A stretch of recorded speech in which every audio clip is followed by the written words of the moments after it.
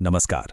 आज हम कक्षा 10 के अर्थशास्त्र का एक बहुत ही महत्वपूर्ण अध्याय भारतीय अर्थव्यवस्था के क्षेत्रक को समझेंगे।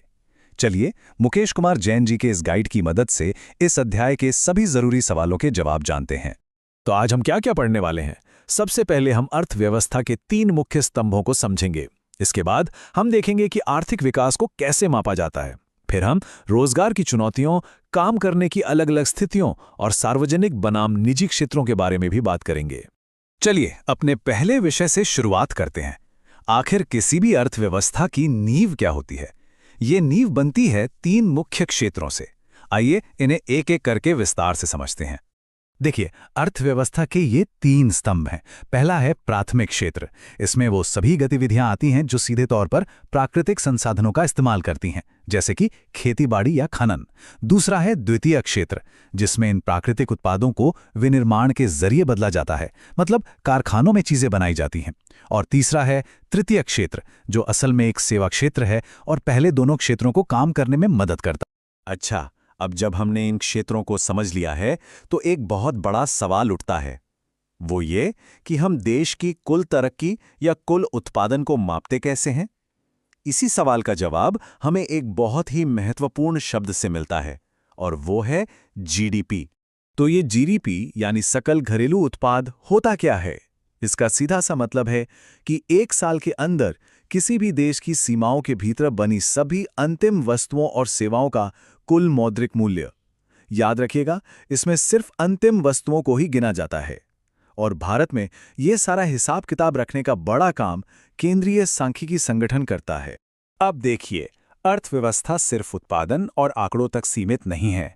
इसका सीधा संबंध लोगों से और उनके रोजगार से है। हमारे देश में रोजगार को लेकर कई चुनौतियां हैं, पर आज हम एक ऐसी बेरोजगारी की बात करेंगे जो होती तो है पर आसानी से नजर नहीं आती।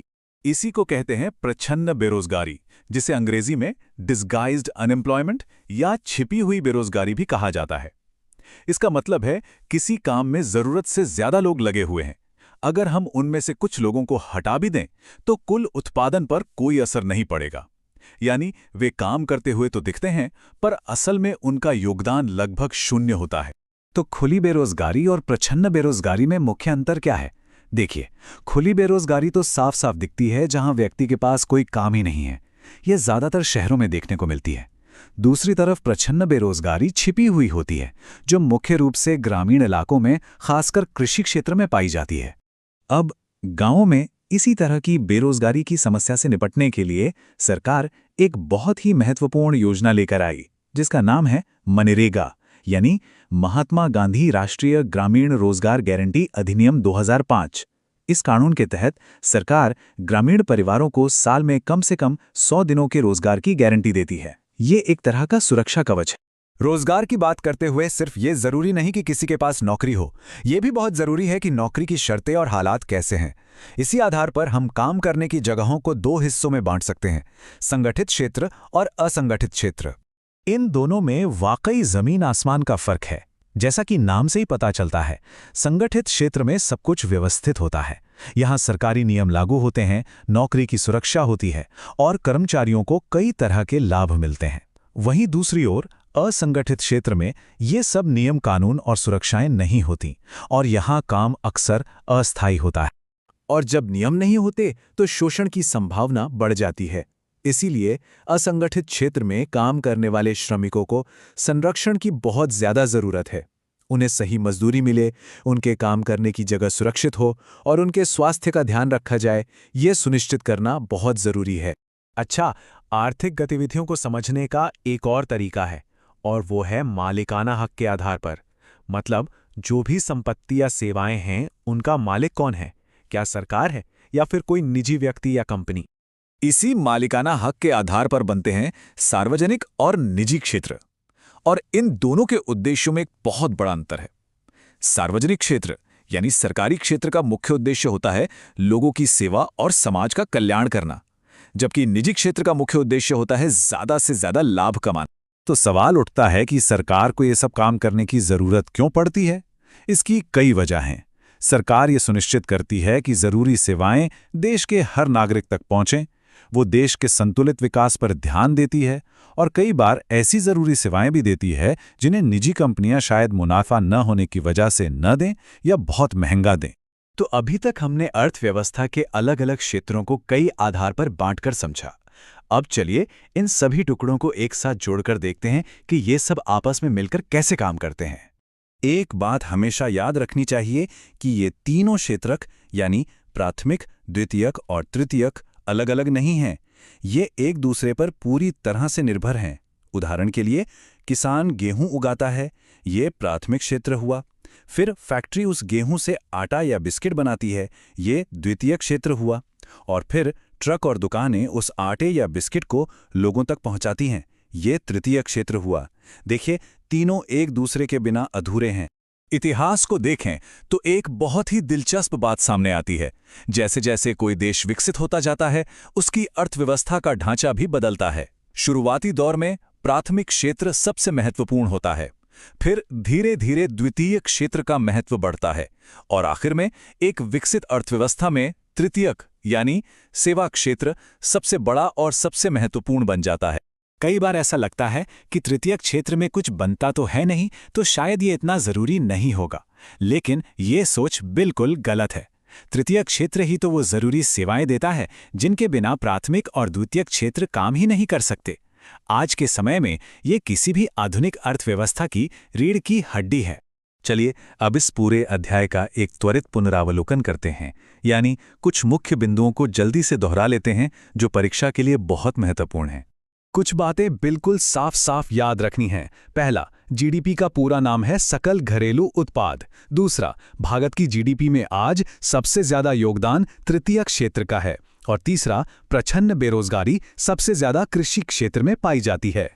इसके अलावा यह भी ध्यान रखें कि संगठित क्षेत्र में काम करने वालों को पेंशन जैसे सामाजिक सुरक्षा लाभ मिलते हैं और मनरेगा योजना ग्रामीण क्षेत्रों में 100 दिनों के रोजगार की कानूनी गारंटी देती है। तो आखिर में सवाल ये है कि हम ये सब क्यों पढ़ रहे हैं? ये सब इसलिए महत्वपूर्ण है क्योंकि अर्थव्यवस्था के इन क्षेत्रों को समझकर ही हम अपने देश की तरक्की, यहाँ की रोजगार की स्थिति और भविष्य की चुनौतियों को बेहतर ढंग से समझ सकते हैं। मुकेश कुमार, नमस्कार। आज हम कक्षा 10 के अर्थशास्त्र का एक बहुत ही महत्वपूर्ण अध्याय भारतीय अर्थव्यवस्था के क्षेत्रक को समझेंगे। चलिए मुकेश कुमार जैन जी के इस गाइड की मदद से इस अध्याय के सभी जरूरी सवालों के जवाब जानते हैं। तो आज हम क्या क्या पढ़ने वाले हैं? सबसे पहले हम अर्थव्यवस्था के 3 मुख्य स्तंभों को समझेंगे। इसके बाद हम देखेंगे कि आर्थिक विकास को कैसे मापा जाता है। फिर हम रोजगार की चुनौतियों, काम करने की अलग अलग स्थितियों और सार्वजनिक बनाम निजी क्षेत्रों के बारे में भी बात करेंगे। चलिए अपने पहले विषय से शुरुआत करते हैं। आखिर किसी भी अर्थव्यवस्था की नींव क्या होती है? ये नींव बनती है 3 मुख्य क्षेत्रों से। आइए इन्हें एक एक करके विस्तार से समझते हैं। देखिए, अर्थव्यवस्था के ये 3 स्तंभ हैं। पहला है प्राथमिक क्षेत्र। इसमें वो सभी गतिविधियां आती हैं जो सीधे तौर पर प्राकृतिक संसाधनों का इस्तेमाल करती हैं, जैसे कि खेतीबाड़ी या खनन। दूसरा है द्वितीयक क्षेत्र, जिसमें इन प्राकृतिक उत्पादों को विनिर्माण के जरिए बदला जाता है, मतलब कारखानों में चीजें बनाई जाती हैं। और तीसरा है तृतीयक क्षेत्र, जो असल में एक सेवा क्षेत्र है और पहले दोनों क्षेत्रों को काम करने में मदद करता है। अच्छा, अब जब हमने इन क्षेत्रों को समझ लिया है तो एक बहुत बड़ा सवाल उठता है। वो ये कि हम देश की कुल तरक्की या कुल उत्पादन को मापते कैसे हैं? इसी सवाल का जवाब हमें एक बहुत ही महत्वपूर्ण शब्द से मिलता है और वो है जीडीपी। तो ये जीडीपी यानी सकल घरेलू उत्पाद होता क्या है? इसका सीधा सा मतलब है कि एक साल के अंदर किसी भी देश की सीमाओं के भीतर बनी सभी अंतिम वस्तुओं और सेवाओं का कुल मौद्रिक मूल्य। याद रखिएगा, इसमें सिर्फ अंतिम वस्तुओं को ही गिना जाता है। और भारत में यह सारा हिसाब किताब रखने का बड़ा काम केंद्रीय सांख्यिकी संगठन करता है। अब देखिए, अर्थव्यवस्था सिर्फ उत्पादन और आंकड़ों तक सीमित नहीं है। इसका सीधा संबंध लोगों से और उनके रोजगार से है। हमारे देश में रोजगार को लेकर कई चुनौतियां हैं, पर आज हम एक ऐसी बेरोजगारी की बात करेंगे जो होती तो है पर आसानी से नजर नहीं आती। इसी को कहते हैं प्रच्छन्न बेरोजगारी, जिसे अंग्रेजी में डिस्गाइज्ड अनएम्प्लॉयमेंट या छिपी हुई बेरोजगारी भी कहा जाता है। इसका मतलब है किसी काम में जरूरत से ज्यादा लोग लगे हुए हैं। अगर हम उनमें से कुछ लोगों को हटा भी दें तो कुल उत्पादन पर कोई असर नहीं पड़ेगा।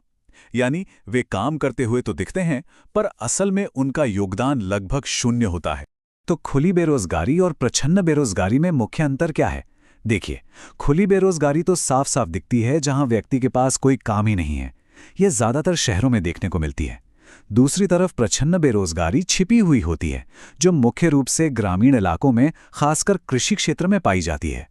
अब गांवों में इसी तरह की बेरोजगारी की समस्या से निपटने के लिए सरकार एक बहुत ही महत्वपूर्ण योजना लेकर आई, जिसका नाम है मनरेगा, यानी महात्मा गांधी राष्ट्रीय ग्रामीण रोजगार गारंटी अधिनियम 2005। इस कानून के तहत सरकार ग्रामीण परिवारों को साल में कम से कम 100 दिनों के रोजगार की गारंटी देती है। ये एक तरह का सुरक्षा कवच है। रोजगार की बात करते हुए सिर्फ ये जरूरी नहीं कि किसी के पास नौकरी हो, ये भी बहुत जरूरी है कि नौकरी की शर्तें और हालात कैसे हैं। इसी आधार पर हम काम करने की जगहों को 2 हिस्सों में बांट सकते हैं, संगठित क्षेत्र और असंगठित क्षेत्र। इन दोनों में वाकई जमीन आसमान का फर्क है। जैसा कि नाम से ही पता चलता है, संगठित क्षेत्र में सब कुछ व्यवस्थित होता है। यहाँ सरकारी नियम लागू होते हैं, नौकरी की सुरक्षा होती है और कर्मचारियों को कई तरह के लाभ मिलते हैं। वहीं दूसरी ओर असंगठित क्षेत्र में ये सब नियम कानून और सुरक्षाएं नहीं होती और यहाँ काम अक्सर अस्थायी होता है। और जब नियम नहीं होते तो शोषण की संभावना बढ़ जाती है। इसीलिए असंगठित क्षेत्र में काम करने वाले श्रमिकों को संरक्षण की बहुत ज्यादा जरूरत है। उन्हें सही मजदूरी मिले, उनके काम करने की जगह सुरक्षित हो और उनके स्वास्थ्य का ध्यान रखा जाए, ये सुनिश्चित करना बहुत जरूरी है। अच्छा, आर्थिक गतिविधियों को समझने का एक और तरीका है, और वो है मालिकाना हक के आधार पर। मतलब जो भी संपत्ति या सेवाएं हैं, उनका मालिक कौन है? क्या सरकार है या फिर कोई निजी व्यक्ति या कंपनी?